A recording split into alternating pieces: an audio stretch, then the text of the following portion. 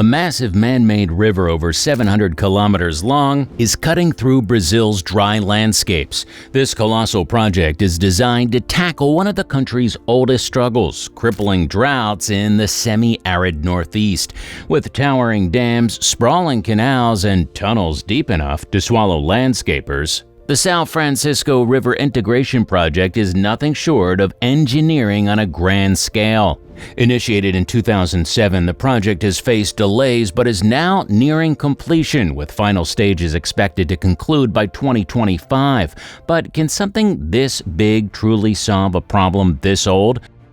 Brazil is a land of extremes. While it holds an astounding 12% of the planet's freshwater reserves, vast regions face severe water scarcity. The Amazon's lush waterways cover millions of hectares, yet in the country's northeast, drought has dictated life for generations. How can a nation so rich in water resources still leave parts of its population struggling to find enough for survival? This contradiction has shaped Brazil's history and led to one of the most ambitious engineering projects of our time, an artificial river deep in the jungle. The need for this project isn't new. For decades, the northeast of Brazil, a region home to over 50 million people, has endured cycles of drought. These droughts devastate agriculture, drive migration, and leave communities in despair. The São Francisco River, a lifeline for the region, has been stretched thin. Its resources drained by competing demands like hydroelectric power and irrigation. As rainfall patterns become less predictable due to deforestation and climate change, the urgency for a long-term solution has only grown. The concept first emerged in the mid-20th century when the federal government began experimenting with irrigation systems to transform arid regions into agricultural hubs. Yeah, these early efforts were only partially successful as they relied on short-term fixes. The larger idea of an artificial river, one capable of moving water across vast distances, required decades of planning, political will, and technological innovation to become a reality.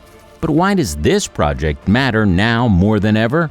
Well, since the 1990s, Brazil's water surface has shrunk by 15.7%, losing over 3 million hectares of vital water bodies. This is roughly 1.5 times the size of the entire water surface in Brazil's northeast.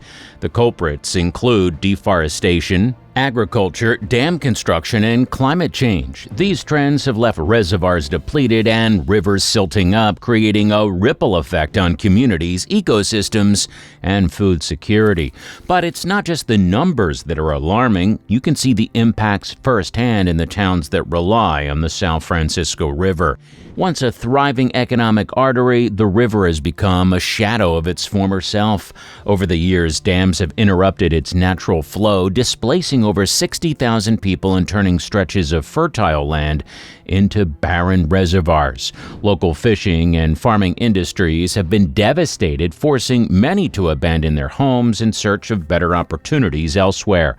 This artificial river is Brazil's boldest attempt to tip the scales back in its favor.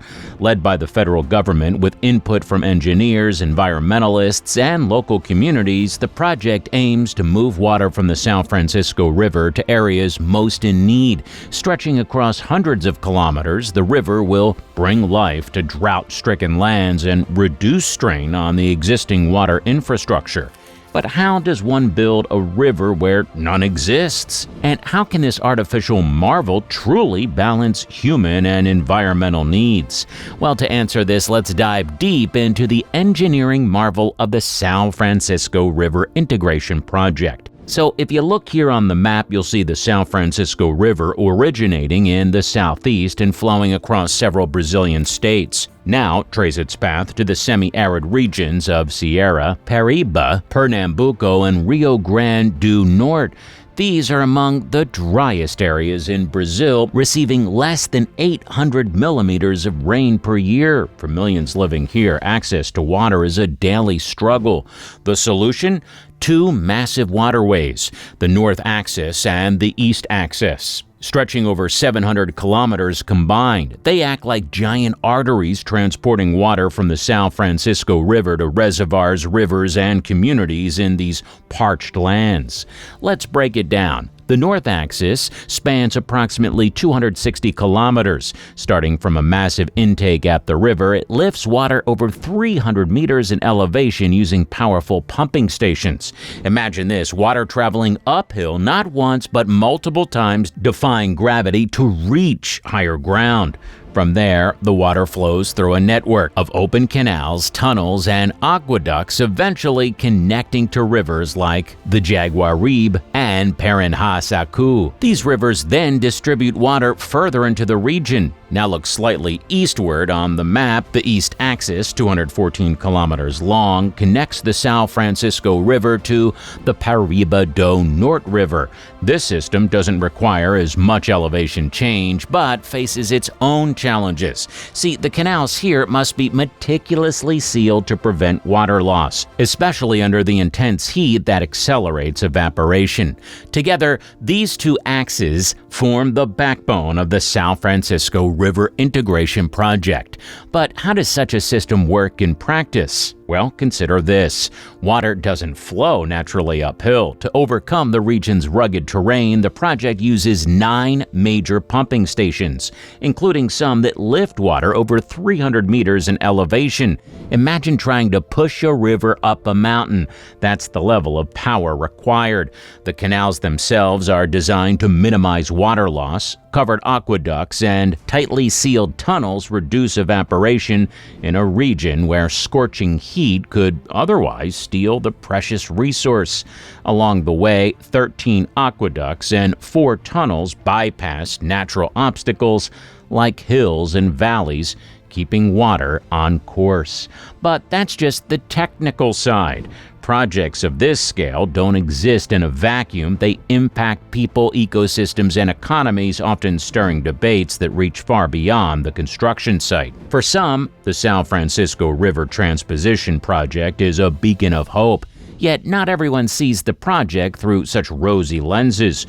Critics argue that the cost, over $2 billion and counting, might outweigh the benefits. Environmentalists worry about the impact on the San Francisco River itself, which already struggles with seasonal low water levels. They fear diverting even 1.4% of its flow could harm aquatic ecosystems and downstream communities reliant on fishing and farming. There's also the human cost. Approximately 1 million people were displaced to make room for the canals, sparking heated protests. Many locals claim that the government could have instead focused on smaller localized water solutions like improving rainwater harvesting or repairing outdated municipal water systems. Even within the Northeast, divisions persist. While wealthier farmers with advanced irrigation systems stand to benefit significantly, poorer, rain-fed farmers, those most vulnerable to drought, might not see the same level of improvement. This unequal distribution of benefits has been a sticking point for many critics, including Bishop Luis Flavio Capio, who famously staged hunger strikes in protest. Now, balancing the project's goals with its environmental impact remains a delicate dance. Early construction phases faced legal challenges and fierce opposition from ecologists, warning of ecosystem collapse. To address these concerns, project planners introduced mitigation programs such as fish ladders to help aquatic life navigate the new infrastructure and reforestation projects to stabilize surrounding ecosystems. Additionally, the government has implemented monitoring systems to ensure the project doesn't overdraw water during drought periods. Using digital controls and satellite data, these systems help regulate water levels and minimize strain on the river during critical dry seasons. As the San Francisco River Integration Project moves into its operational phase, the focus has shifted toward enhancement and sustainability. Plans include adding advanced filtration systems to improve water quality, ensuring communities receive not just water, but clean water. There's also talk of incorporating solar-powered pumping stations to reduce the project's carbon footprint and make it more energy efficient. Beyond these upgrades, the project's true premise lies in its ability to inspire similar solutions globally. As climate change intensifies, regions worldwide face water crises that demand innovative responses. The San Francisco project offers a blueprint, flawed yet visionary, for how large-scale infrastructure can address pressing challenges. So what's next for this audacious endeavor? With major construction milestones completed and water flowing through both axes, the project's impact will continue to unfold in the years to come. How will it reshape the lives of millions in Brazil's semi-arid Northeast? Will it bridge the divide between critics and supporters? And can it serve as a model for tackling water scarcity in other arid regions around the world? Hey, let us know your thoughts in the comments below. And if you're interested in more revolutionary infrastructure projects, check out the insane Russian engineering to navigate above the mountains. It's another wild tale of engineering pushing the limits. We'll see you in the next adventure.